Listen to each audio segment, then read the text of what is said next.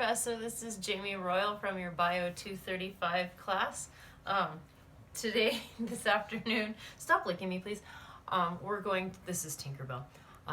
We're going to be doing the appendicular skeleton video. Yeah, so let's get started. Turn around for a second, Bob. We are asked to point out the clavicle, the acromial end, and the sternal end. This right here would be the acromial end, and this is the sternal end where the clavicle connects to the sternum. The coracoid process stabilizes the shoulder joint. The subscapular fossa, turn around, Bob, is this portion right down here. The glenoid cavity is right up here, under here, where the shoulder joint is. The spine of the scapula is right here. The acromion, again, is the end of the clavicle bone towards the outside. The supraspinatus fossa is this right here. The infraspinatus fossa is right here, the shoulder blade. I don't know if I just said that. The sternoclavicular joint is where the clavicle meets the sternum, which is right here. And the acromioclavicular joint is right here, the top of the shoulder. Okay, moving on to, excuse me, Bob's arm. We have the humerus bone, and this is the head of the humerus. The greater tuberculi is the outer portion, and the lesser tuberculi is the inner part right here. The deltoid tuberosity is about midway down the humerus where the muscles attach for the arm. The medial epicondyle is the inner part right here, and the lateral epicondyle is the outer part right here. The coronoid fossa is the projection of the ulna, and right here as the elbow flexes and straightens. The capitulum articulates with the radius. The trochlea articulates with the ulna. The olecranon is where the projection of the ulna, right here, again where the elbow bends and straightens, or straightens and flexes, however you want to say it. I'm a little tongue-tied. The ulna is this bone right here. The olecranon is the curved part right here. The coronoid process is where the ulna, it articulates with the elbow. And the styloid process is what connects it to the wrist down here. Moving on to the carpus, which is our hand here. Can you see all of the little bones in the hand, Haley, so Professor can see? Do you see them all? All of these little ones right there? Okay, moving on to the carpus.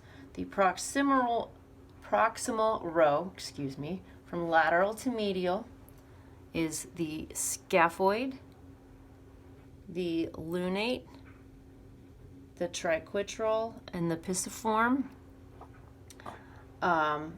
Then we have the trapezium, the trapezoid, the capitate, and the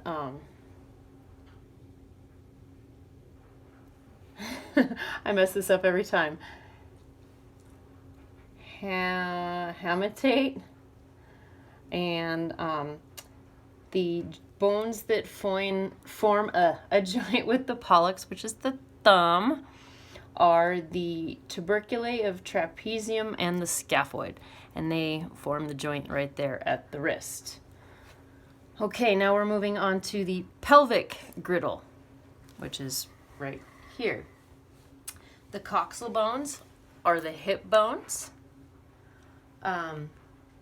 The borders of these three bones that fuse during development are the ilium, the ischium, and the pubis.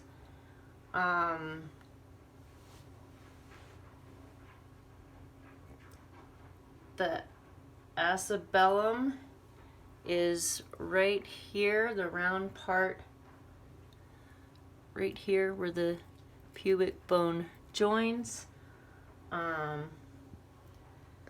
The obiturar foramen is the large opening for blood vessels and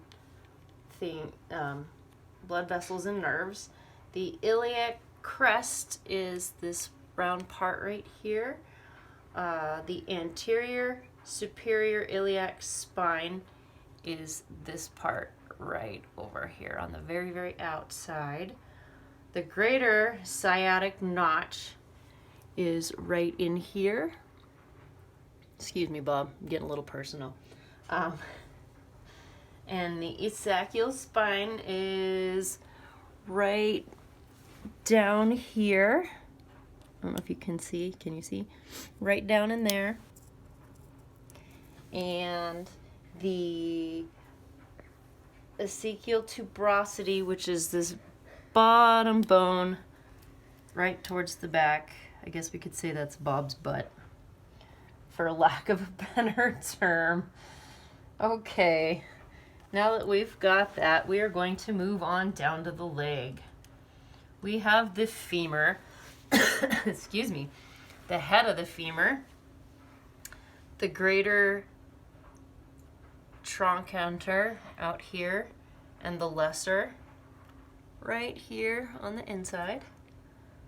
We have the medial epicondyle. It's right out here. And the lateral right here. The medial and lateral condyles right here in the knee joint. And the patella, which is the kneecap. I think Bob's missing a kneecap, but that might have been on purpose. Okay, going on with the leg. The tibia, which is the big bone. The medial and lateral condyles are right here where the tendons join the knee. The tibial tuberosity is right up here at the top. The medial malleus is right here, the lower by the ankle on the outside. The lateral malleus is the bony part on the inner and the outside. Moving on to the feet, the tarsus. The talus, the lower part of the ankle articulates with the tibia and the fibia, which is right here. Where to go? Okay, the calcaneus is Bob's heel. You got that, Haley? Okay. Oh, see, yes, Bob's heel. Thank you. Don't mind Bob, he needs a pedicure too. The cuboidal bone is the outside of the foot right here. You see Bob's little, there we go. The navicular is on the top right here. I think Professor's gonna have fun watching this video. And let's see, the medial, intermediate, and lateral cuneiform bones are all right in here. And the metatarsus bones are right here that lead up to the ankle. Last but not least, like I said, Bob needs a pedicure, the phalanges, or the toes, and the big toe, which is the hallux. I think that sums it up for our video for the appendicular skeleton. Thanks for watching. Hope you enjoyed. Till next time.